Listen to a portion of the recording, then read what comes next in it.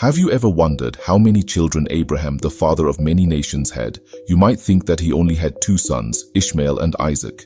But that's not the whole story. In fact, Abraham had 8 sons in total, each with their own descendants and destinies. In this video, we will explore the amazing story of Abraham's legacy and how it influenced the world. The first son of Abraham was Ishmael, born to Hagar, Sarah's servant.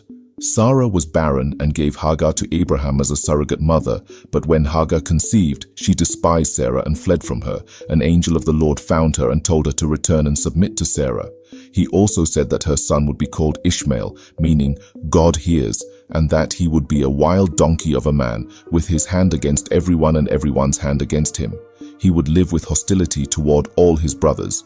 Ishmael was the ancestor of the Arabs, and according to Islamic tradition, he was also the son whom Abraham was commanded to sacrifice. He was the father of 12 princes, who became the leaders of 12 tribes. The second son of Abraham was Isaac, born to Sarah, his wife and half-sister. Sarah was 90 years old when she gave birth to Isaac, which means laughter, because she laughed when she heard that she would have a son. Isaac was the son of the promise, the one through whom God would establish his covenant with Abraham and his offspring. He was also the one whom Abraham was commanded to sacrifice, according to Jewish and Christian tradition. He was the ancestor of the Israelites, the chosen people of God.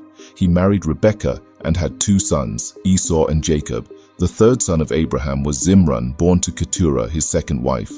Abraham married Keturah after Sarah's death, and she bore him 6 sons. Zimran was the ancestor of the Zimranites, a people mentioned only once in the Bible, in the list of the sons of Keturah. Not much is known about them, except that they probably lived in Arabia. The 4th son of Abraham was Yokshan, born to Keturah. He was the ancestor of the 𝙔𝙤 and 𝙠𝙠, 2 prominent tribes in Arabia. Sheba was famous for its trade and wealth, and its queen visited King Solomon to test his wisdom. 𝙠𝙠 was known for its commerce and craftsmanship, and its people were skilled in weaving and making tents. The 5th son of Abraham was Medan, born to Keturah. He was the ancestor of the Medanites, another obscure people mentioned only once in the Bible, on the same list as the Zimranites. Nothing else is known about them except that they were probably related to the Midianites, the next son of Abraham. The 6th son of Abraham was Midian, born to Keturah. He was the ancestor of the Midianites, a powerful and influential people in the ancient Near East. They were often in conflict with the Israelites and sometimes allied with them. Moses fled to Midian after killing an Egyptian, and he married Zipporah, the daughter of Jethro, the priest of Midian. Jethro gave Moses wise advice on how to govern the people of Israel. The Midianites also hired Balaam, a pagan prophet, to curse Israel, but he ended up blessing them instead. Later, the Midianites seduced the Israelites into idolatry and immorality, and God commanded Moses to wage war against them. The 7th son of Abraham was Ishbak, born to Keturah. He was the ancestor of the Ishbakites, another mysterious people mentioned only once in the Bible, on the same list as the Zimranites and the Medanites. Nothing else is known about them, except that they were probably also related to the Midianites. The 8th and last son of Abraham was Shua, born to Keturah. He was the ancestor of the Shuhites, a people who lived in the land of Uz, where Job, the righteous sufferer, came from.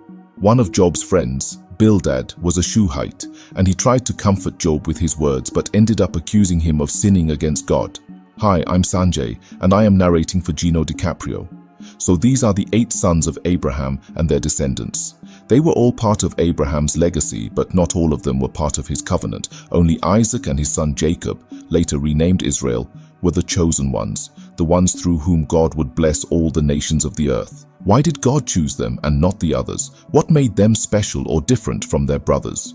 And what does this mean for us today, as we live in a world where the descendants of Abraham are still at odds with each other? These are some of the questions that we will explore in the next video. Stay tuned and don't forget to like, share, and follow. Shalom.